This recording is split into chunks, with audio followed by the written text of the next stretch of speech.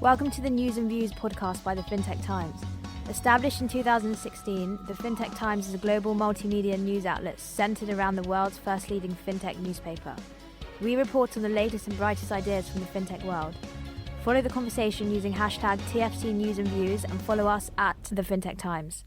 Hi, I'm Polly Jean Harrison, features editor at the FinTech Times. Hi, I'm Francis Bignell and I'm a journalist at the FinTech Times. Hi, I'm Tyler Smith and I'm a journalist at the FinTech Times. Hello, and welcome back once again to the FinTech Times News and Views podcast. It is a very crisp January morning at time of recording. It is incredibly cold. But Tyler and Francis, how are you guys doing today? Hope you're keeping warm in this very chilly weather. Oh yes, thank you, Polly. We managed to make our way through Blue Monday, the saddest Monday of the year. So yeah, and now it's cold as well on top of that. But all in all, a good week. Is that a thing, Blue Monday? Yeah. Have you not heard of Blue Monday? No, I haven't. What's that?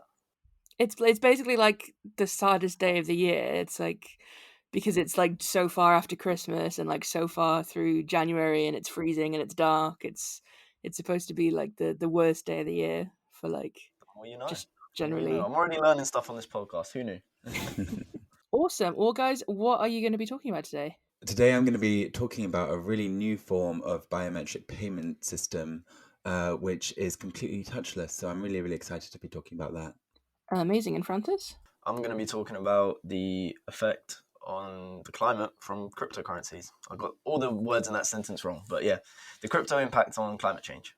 Amazing. And I'm going to be talking about one of Plum's new features to help supporting UK money management. But Francis, I'm going to make you go first because you got your sentence wrong. Punishment out here. I'm happy to go first because this is always something that I'm interested in.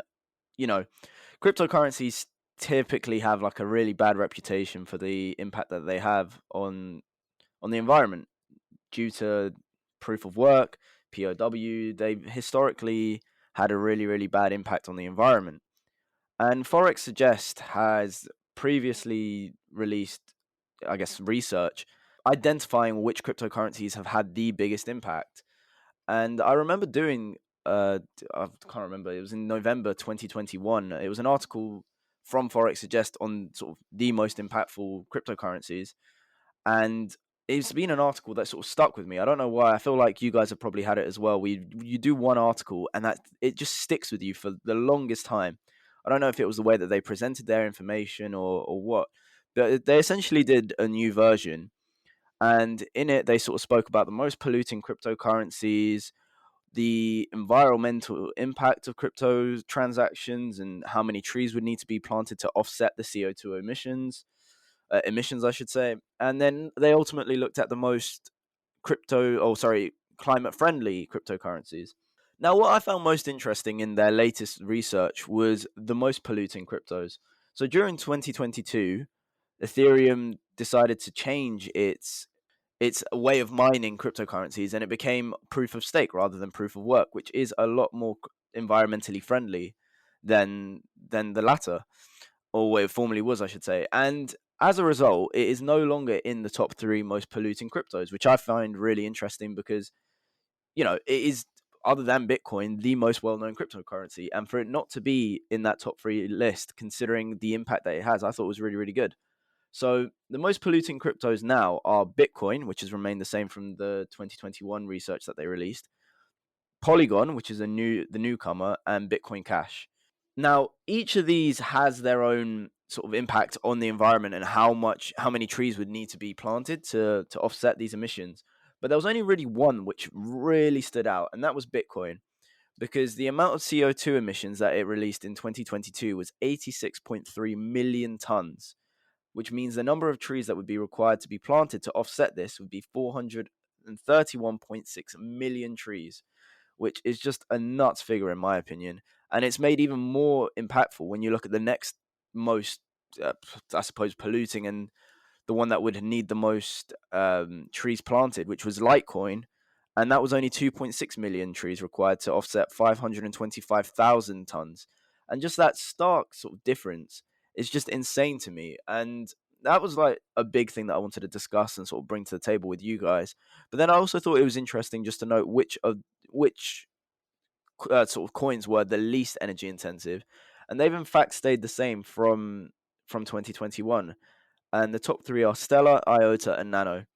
And admittedly, I remember doing that work in 2021, and that was what made me want to invest in Nano, reading that article and sort of then exploring what it did and stuff.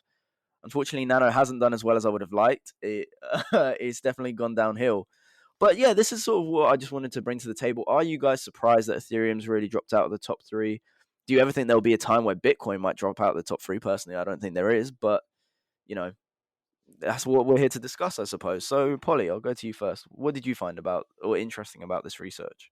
So I think I do share your thoughts really about Ethereum and how it has really put the work in to get out of that top three most polluting crypto. And I think that's really important, especially as you're saying, it is one of the biggies, right? Ethereum is usually one of the major ones that someone would know after Bitcoin. So for them to really pull out of that top three and change the way they work to do so, I think is so important because it just sets an example for every other cryptocurrency out there, right? Like, surely, if Ethereum can do it, why can't everyone else do it? And I think Bitcoin, just that number of trees and that amount of CO2 emissions, that's just crazy, right? That's huge.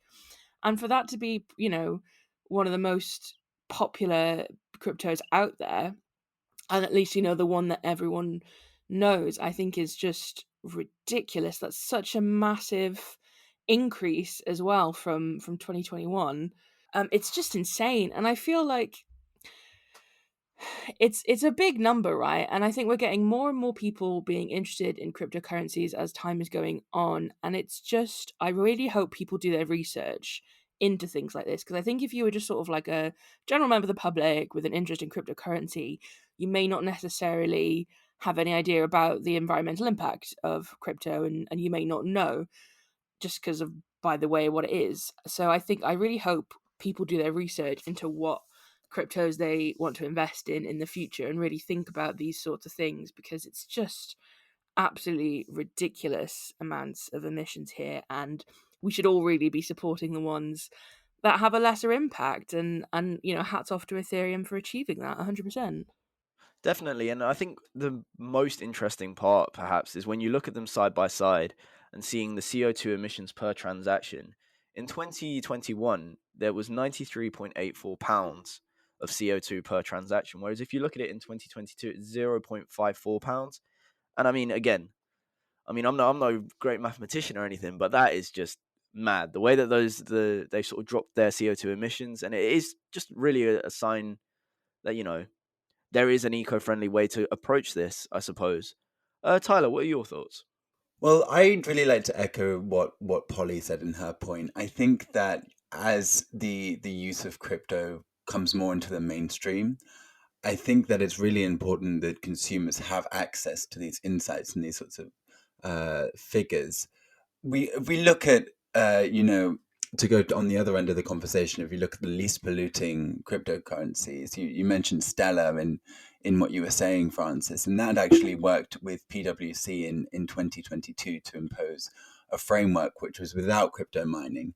And if my figures are correct, it uses the CO2 equivalent of 33.7 US homes a year in what they'd use in electricity. So I think Stellar have done really well to sort of put their foot down on being environmentally friendly. But I think just my only problem with it is that you go on to places where you trade cryptocurrency.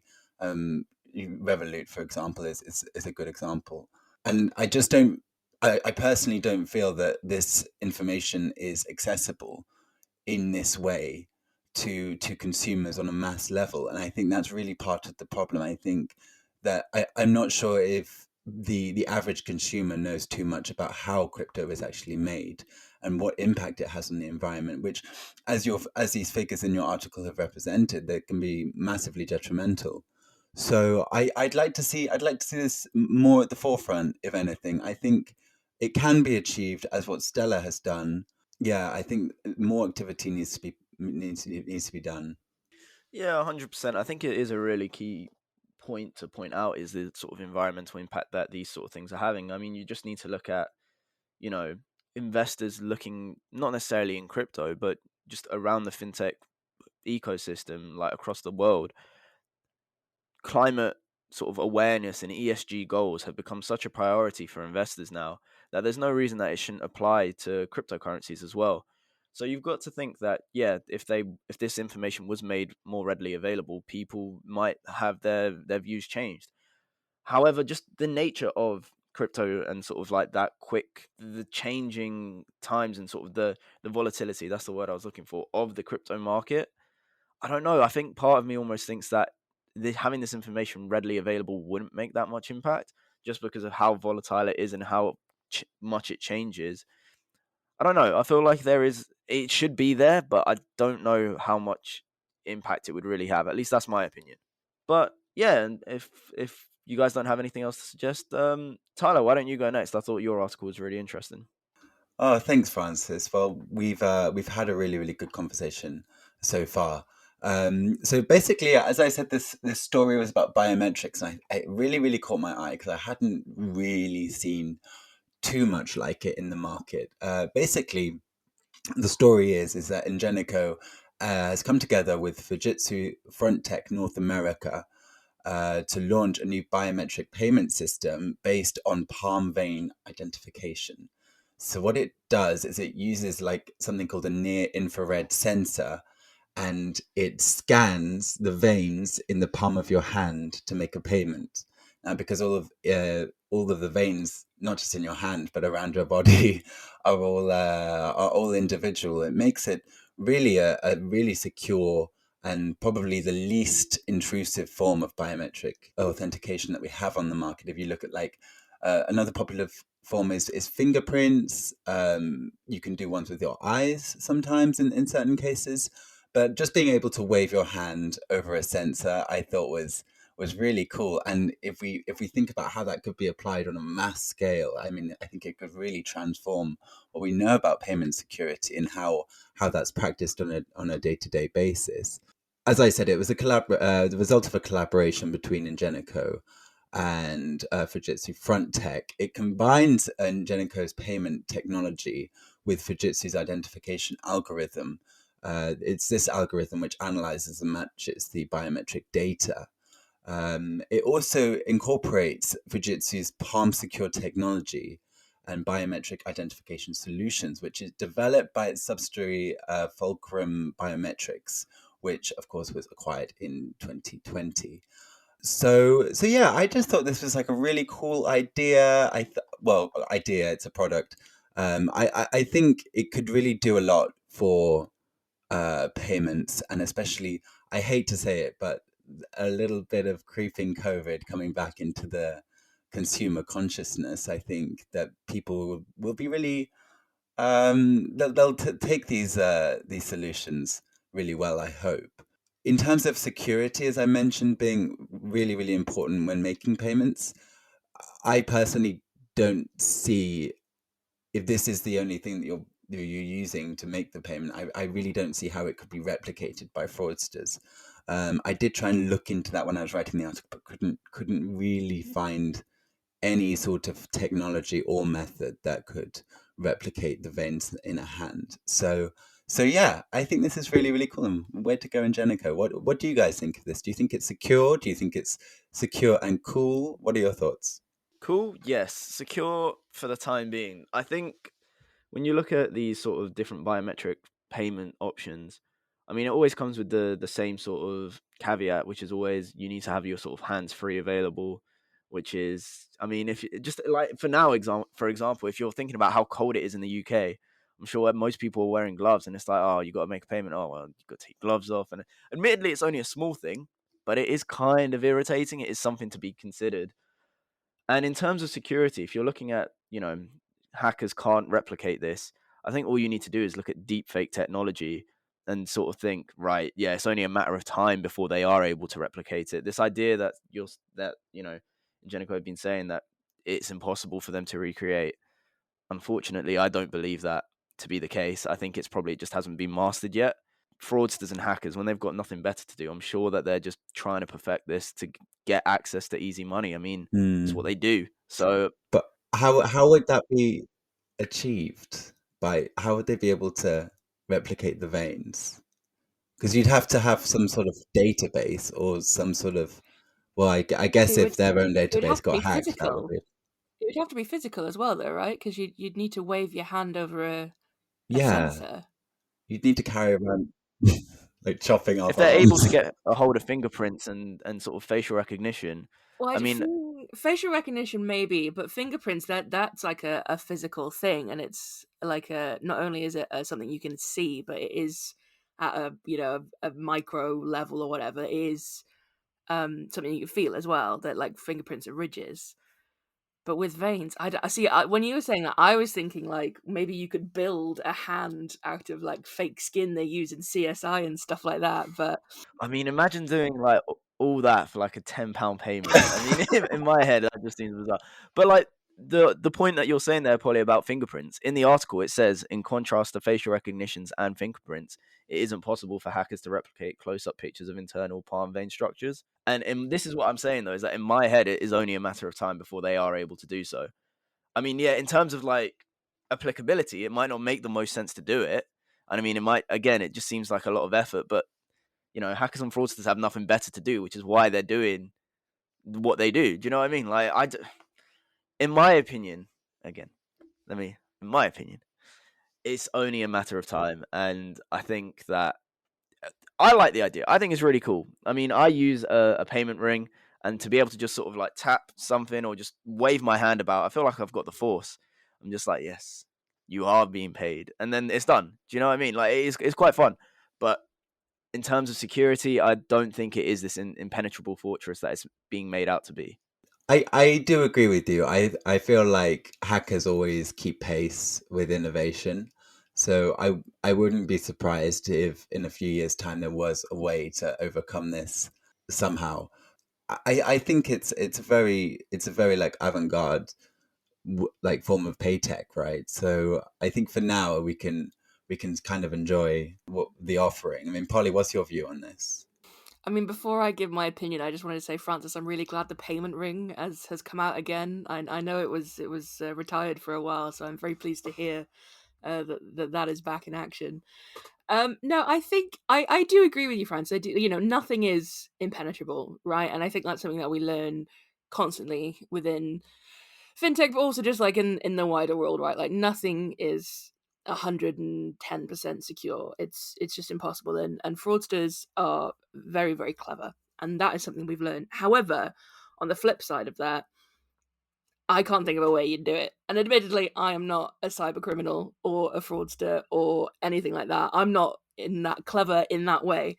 But I'm just scratching my head trying to think of a way you could do it. Unless you had, in the Avengers when Scarlett Johansson wears that like fake face, could you do that with like a fake hand? I don't know.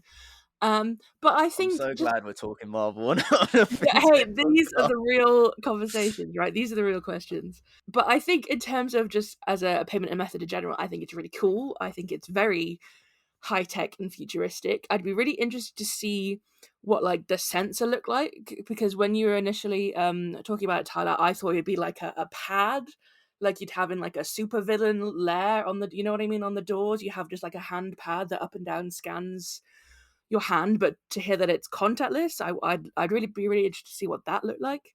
I've just also thought of something. Sorry to interrupt on what you're saying there, Polly. And that is, surely the way payments are going is you want things to be quick, right? But if you're having to just hold your hand so it gets this direct sort of like correct view of the veins and the vein structure and stuff, that's not going to surely be like an instant settlement payment. That's going to go, like, you know what I mean? Like with But it is with I don't know, like fingerprint. with contactless, you just tap and it's done. Whereas like I feel like if you have That's not necessarily like true. Like contactless, there is a second or two of holding it there and waiting for it to authorize or register. So I imagine just like holding your palm up to something for a second isn't going to change I guess things. I don't know. I do see what you're saying, but again, I guess it would just depend on what this sensor looks like. Because imagine you just move your hand just a smidge too quickly. But then you get that with cards as well. If you move your card too quickly, then the contactless won't work. If I don't tap my phone directly on top of the little pad, sometimes it doesn't work then. And contactless is supposed to be one of the quickest ways to pay. So I see what you mean, but there's always going to be friction everywhere with Yeah, these all sorts of right, all right. things. Yeah, I'll What concede that is point. something to note, though, which I had literally just thought about, is the accessibility. So you were saying, Francis, about like taking your gloves off and things like that, which is like a silly little niggle, but something to think about. You've got to have your hands free, you've got to take your gloves off, blah, blah, blah.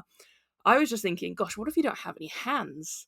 And everyone's moved on to this really cool payment system. And that would be the same for like fingerprint recognition as well. If you don't have a hand, you're buggered, and so you're still there with your little card in like 2057. You've still got a payment card while everyone else is just like walking through life with hand scanners and fingerprint I have scanners. a very good friend who was born with only one hand, but I've got to think that surely on, I mean, I don't know how to describe the way he calls it is his stump, and so I think I can't think of like another way to say it, but Well, yeah, but I agree with that one. But then some people would have like nothing. Some people are down to the yeah, but what I elbow. mean is Some like surely people, there's like I guess yeah maybe if you you've know what I lost your mean? entire Just arm. purely on the accessibility of things in that regard. Again, it's something probably quite I feel like not they could recognize vein minor. structure no matter what. I don't think it needs to exclusively be your palm. But only But if you I had know what something you that you mean. could, Yeah, in terms of yeah, accessibility and sort of actually reaching over and doing the payment, I yeah. think Or yeah, you're right. if you were maybe like paralyzed or had mobility issues or things like that, it's Yeah,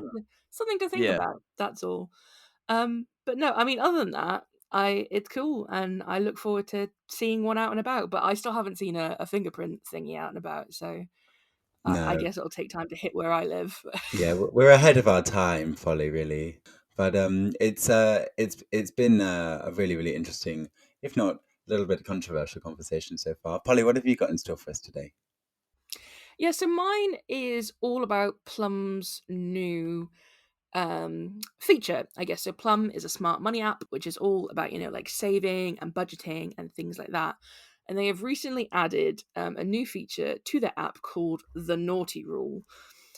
And so if customers in the UK can use this naughty rule, which basically automatically sets aside money whenever the user spends at a retailer they consider a guilty pleasure. So the feature allows customers to save money when spending their money on non-necessities and help them better control spending, or alternatively act as like a deterrent to spend in the first place, because if you go and spend money at McDonald's, it'll take more money out of your account. Plum offers a selection of the 50 most popular retailers used by Plum customers for the rule. This is like fast food outlets, clothing shops, things like that, and you can set the amount of money that to save for each purchase from £1 to £10. So the reason why I wanted to talk about this today is a number of things. First of all, I was like, this is a really quite funny thing. Like, it's a quite a funny feature for a savings app. And I was just trying to think of other savings app that have gone down sort of the more gimmicky funny road to help people save money and help people put money away. And I was wondering if you guys had anything that you could think of. Number two, the reason I wanted to talk about this today is because I wanted to have a bit of a rant about how I hate the term guilty pleasure, and the whole I dislike the marketing around this as naughty rule, but that's probably not necessarily fintech. That's just semantics. And finally, I was also wanting to know if you guys could think of any other interesting savings features that an app could do that doesn't necessarily fit inside the box, and something that would be really interesting to help people save money in all this cost of living crisis, like Plum's new naughty rule. But Francis, what do you think about the whole thing? I'm really racking my brain here trying to think of like either a cool idea to just like stick a copyright on it right now. But I can't really think of anything that's like outside of the box. I think most things that at least my friends do, and which I think is just the norm, is just have a separate card. Like I know a lot of my friends have sort of challenger banks that they use to have their easy spending, so they get their money in one account and then move it their, I don't know what you'd call it, I guess guilty pleasure money onto this other account where then they can go to the pub or something like that, and they're like, oh, this is the money that I can spend freely. Everything left in my other account is stuff that I need for necessities. I don't know. I think there's one thing that I didn't like about this as well, and that is that this is a paid for feature. you have to sign up. It's a subscription that you pay either a £5 a month, or if you're one of Plum Premium customers, it's £10 a month. So I mean, it's a feature that's included in these services, I should say. And for a money saving app, I don't know, it feels kind of underhanded almost. It's like, oh, look at this great service that's going to help you save money. By the way, you got to spend money to get that service. I don't know. I understand that they are a business and they need to make their money somehow, but it just seems a bit ironic to me, and a bit sort of like, okay, so there's a catch. It's not like this service is going to be like great or anything. And I think that, how you were talking about like the name of it and sort of the gimmicky side of things, I think that is the selling point. I think that is because I mean, if you look at people in sort of like fitness and stuff, and they're talking about cheat days and stuff, that is a really big deal, which, it is this sort of this one day a week that you can get away with sort of eating whatever you like. And I think that if you apply that to finances, sort of like you have this one day a week where you could, spend on stuff that you don't really need, but you just want to like treat yourself. And I think at the end of the day, that sort of stuff is really important. And perhaps this does help you keep a track on not going overboard. But again, if you're going to have to pay to get this feature, which I don't know, I feel like it's not a feature that should be paid for. And in my opinion, at least, I think that is, I don't know, it's just a few warning signs in my opinion. Yeah, I know what you mean. It's always one of those things that makes you think, okay, with the cost, and like you say, they are a business and they've got to make money somehow. But it does sting a little bit when you think it's supposed to help people save money. And yeah, I don't know. I think personally, I just hate the whole cheat day thing. And again, this is more of a me thing than anything to do with fintech. But like cheat days, guilty pleasures, that sort of thing, I hate all that sort of stuff around that, and I hate like how people you use that. And I think as well, if you use this feature, you still do have to have something of self-control, because say it takes £10 off you, well, you could surely just transfer the £10 back into your account. I know you shouldn't, but it will be there surely as an option. But I think it's an interesting one. Tyler, what do you think?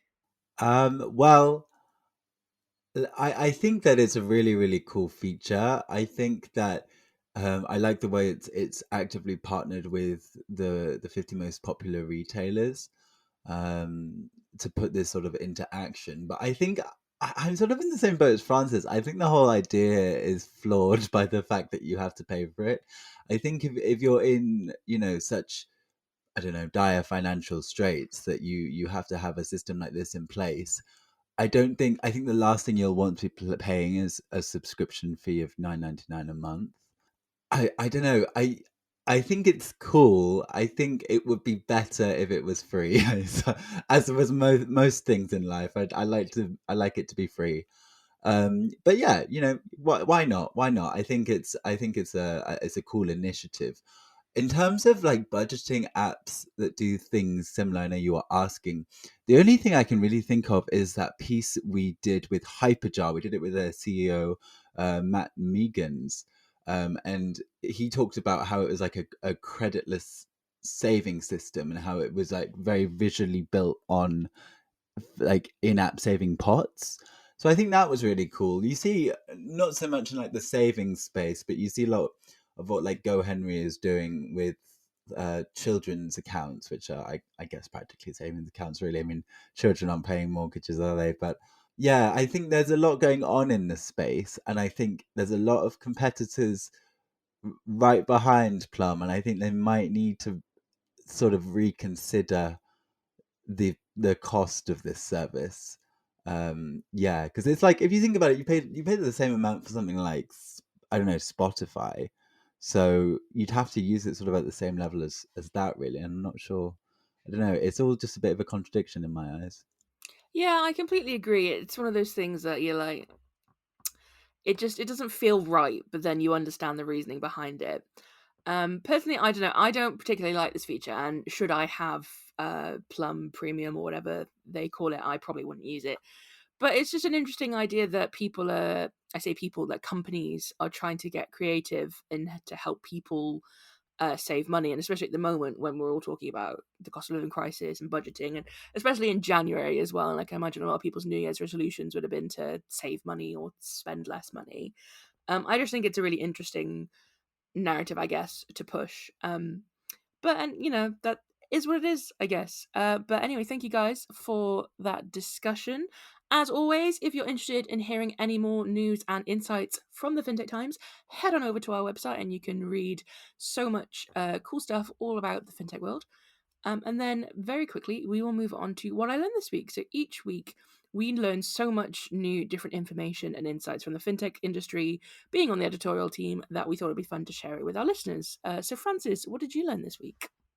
This week, I learned that US-based Nova Credit has expanded to Europe, namely the UK, having been approved by the FCA to launch its Nova Passport service, which will allow immigrants to bring their credit history over to the UK and ultimately give them access to credit features which otherwise they would not have access to. Awesome, sounds cool. And Tyler, what did you learn this week? Thanks, Polly. This week I learned from Stock Apps that 44% of the illicit transactions from last year came from sanctioned entities. And we've recently done an article on how cryptocurrency is increasingly being leveraged by these criminals to overcome sanctions. So there's something to watch out for. Great stuff. And then this week I learned that new research from YouGov and Go Cardless has found 1/3 of financial decision makers at UK businesses plan to invest in their payments infrastructure over the next 2 years, which I thought was an interesting thing. But anyway, guys, thank you so much once again for joining me. It has been a pleasure, as always, to talk about fintech with you. And hopefully it gets a little warmer next time we record. But thanks so much, guys. I'll catch you on the next one. I'll see you on the beach. Bye, guys. See you next week. Thanks for listening to the News and Views podcast by the FinTech Times.